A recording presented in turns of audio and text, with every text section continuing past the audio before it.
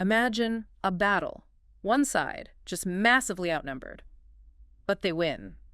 Not through fighting, really, but through a secret deal, a betrayal right at the top. It sounds like fiction, doesn't it? But that's basically the story of the Battle of Plassey. Exactly. A moment that just completely changed history for millions and, laid the groundwork for this huge A empire. real turning point. So today, that's where we're diving in, back to the 18th century.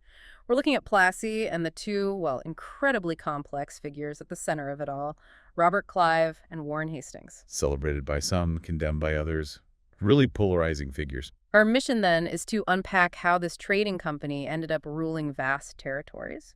We'll look at the controversies swirling around these men and those big questions about power, money, morality. Questions that, frankly, still resonate today. And we've got some great sources lined up for you. Detailed histories, accounts of the battles, the aftermath, even the fiery parliamentary debates and legal fights these guys faced. Yeah, a really rich set of materials to draw from. So get ready. This should give you a really clear picture of this critical period. Hopefully, some ha moments about how power, wealth, and governance worked back then. It's more than just dates, right?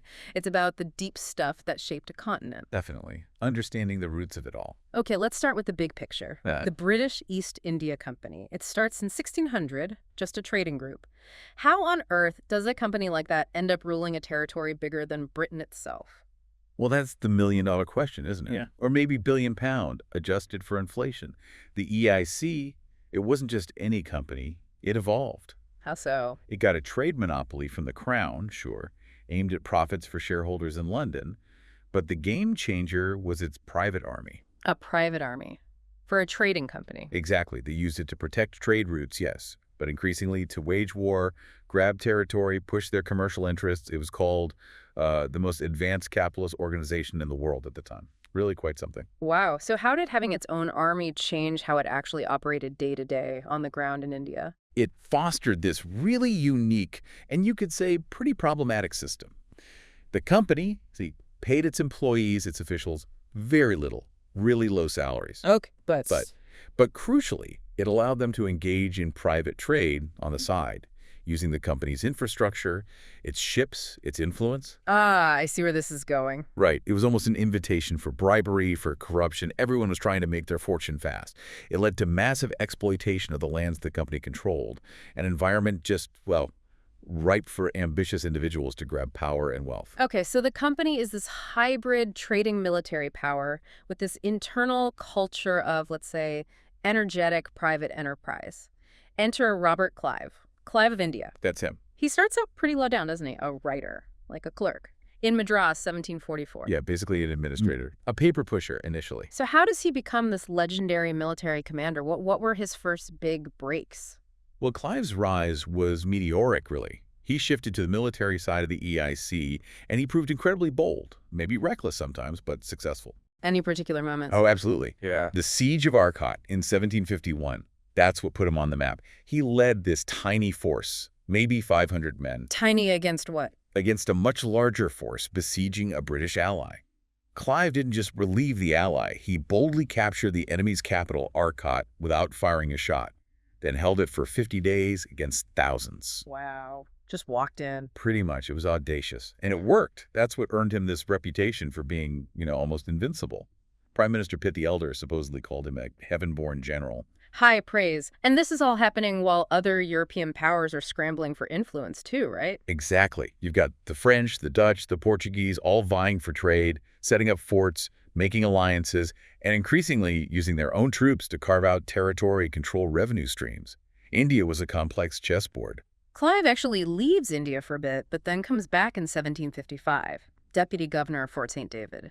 Does his return mark a shift, a new push for British expansion? Well, his return voyage itself was dramatic. He lost a fortune, something like 33,000 pounds in gold coins, when his ship went down.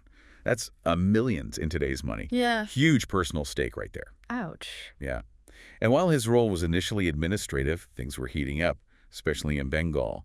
Extremely wealthy region, gold, diamonds, textiles. The local ruler, the Nawab Siraj-ud-Dowlah, was getting very nervous about these European companies, especially the British. Right. So what tipped things over the edge? What was the spark that led to Plassey? The big catalyst was the Nawab attacking British-controlled Calcutta in 1756. He brought a massive force, maybe 50,000 men, Against. against a tiny British garrison. They were overwhelmed. And this led to the infamous Black Hole of Calcutta incident. Ah, yes, Yeah. where British prisoners died overnight in a small cell. Exactly. Over 100, supposedly. It caused outrage back in Britain and, more importantly, demanded a response from the EIC in India. So how did the British hit back? Clive was key. He teamed up with Admiral Watson's naval forces. They retook Calcutta pretty quickly, January 1757. Then, maybe more significantly, they went and captured the main French settlement nearby, Chandanagar. Taking out the French competition while they were at it? Precisely. But this directly challenged the Nawab's authority and basically set the stage for a full-on confrontation. Okay. But even retaking Calcutta, seizing a French fort, they're still facing this huge army under the Nawab, right? How did they possibly expect to win at Plassey? Militarily, they probably didn't. Not head-on. The sources are pretty clear on this. Victory wasn't won on the battlefield in the traditional sense. It was won before the battle. Through conspiracy. Clive was, let's say, very adept at political maneuvering. He secretly contacted key figures in the Nawab's own camp who were unhappy with Siraj-ud-Dowlah. The biggest name was Mir Jafar, the Nawab's commander-in-chief who'd been demoted and felt slighted. But there were others, too. Yar Lutuf Khan, another commander, the Jagat Seths, who were incredibly powerful bankers, Omichand, a wealthy merchant, Rai Durlov, another general. Quite a network. And the deal was? The deal was basically, you help us get rid of Siraj, ensure your troops don't really fight when the battle happens, and we'll make you the new Nawab, and of course, shower you with rewards. So Plassey itself, June 23rd, 1757, the numbers are just staggering. Siraj-ud-Dowlah, 50,000 soldiers, cannons, even war elephants. Clive, about 3,100 men, a mix of British soldiers and Indian sepoys. What actually happened in the battle? Well, battle might be stretching it. It lasted about 11 hours, but there wasn't prolonged, intense fighting across the board. A monsoon shower dampened the Nawab's gunpowder early on, giving the British an edge with their artillery, which they had protected. Okay, but still. But the key was the conspiracy. Large sections of the Nawab's army, commanded by Mir Jafar and the others, just held back. They didn't engage. Seeing his army not fully committing and maybe getting some bad advice, Siraj-ud-Dowlah panicked and fled the battlefield. And once the leader flees? Morale collapses. The parts of the army loyal to him were defeated relatively easily. The British casualties were incredibly light, something like 22 killed, 50 wounded. The Nawab side lost maybe 500. It shows you, it wasn't really a military contest in the end. It really is strange, isn't it, that Clive's most famous victory, the one that made his name legendary, was won primarily through bribery and betrayal, not battlefield genius. It is ironic. He was a capable commander, Arcot proved that. But Plassey was different. It was about exporting divisions, making deals. Political warfare, almost. So, what were the immediate consequences of this decisive victory for the East India Company? Oh, they were massive. Transformative. Plassey effectively handed Bengal over to the EIC. Mir Jafar became the puppet Nawab, and the company started pulling the strings. By 1772, they had formal control, the Diwani, the right to collect revenue. And the money?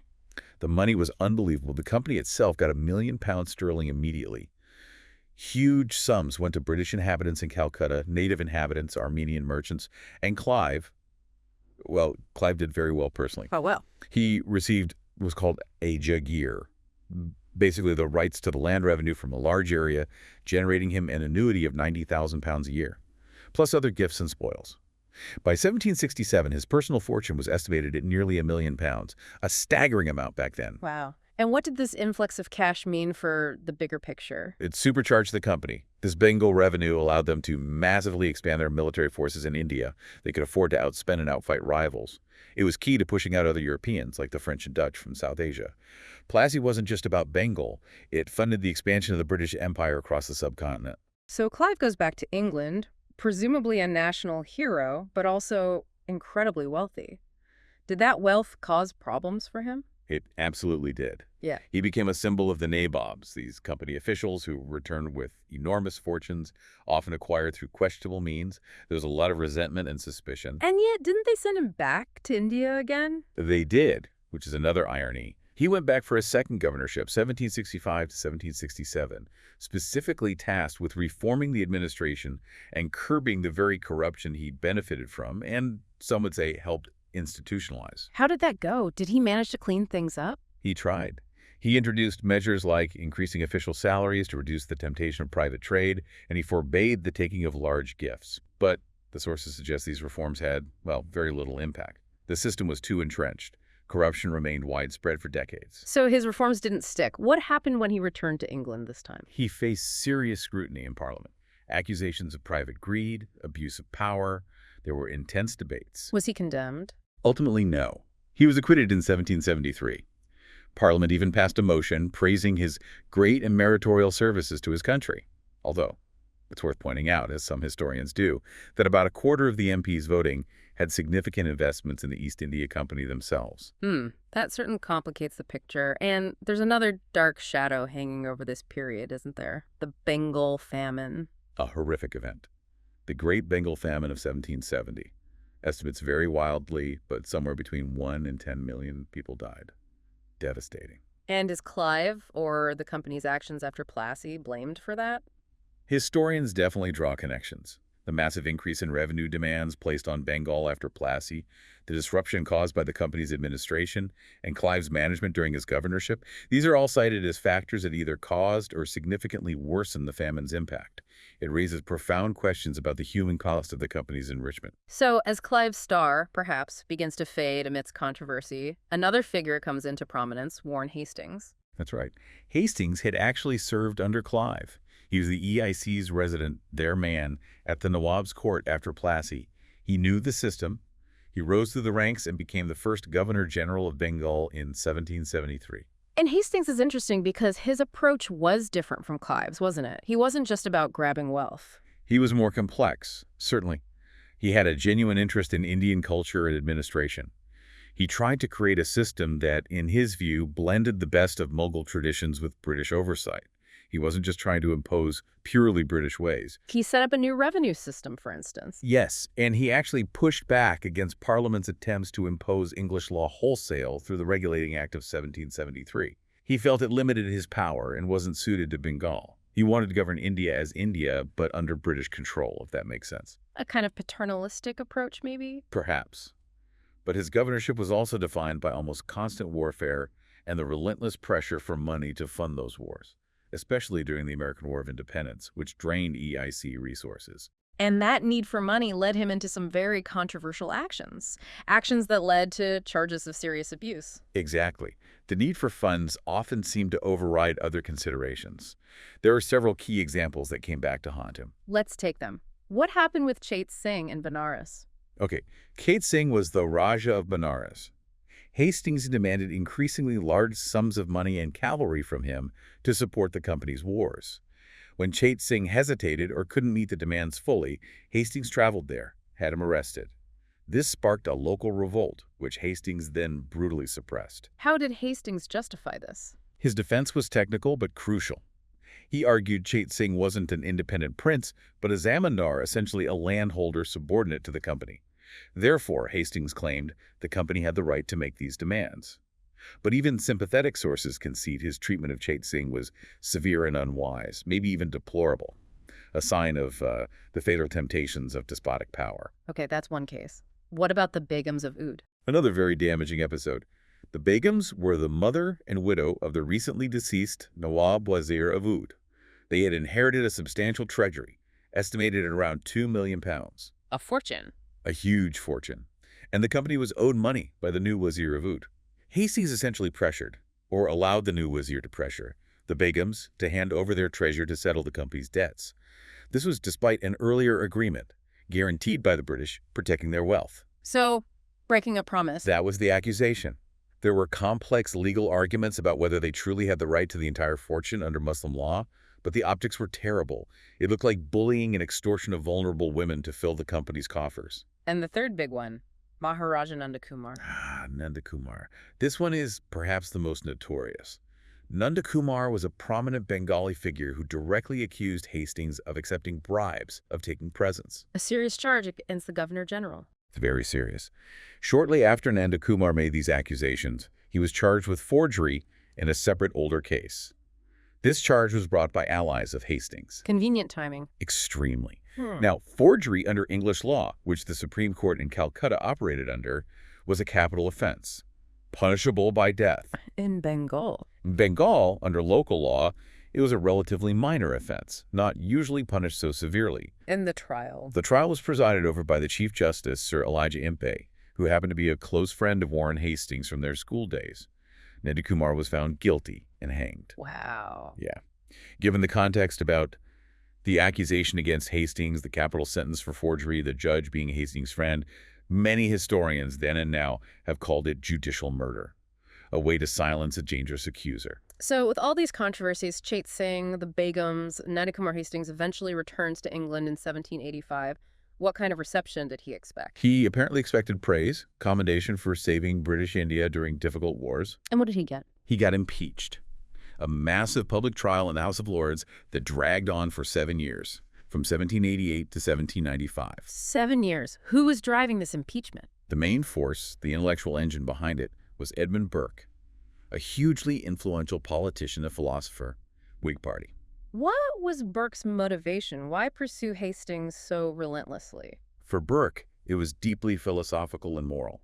He believed in fundamental human rights, rights that weren't just for Europeans but applied universally.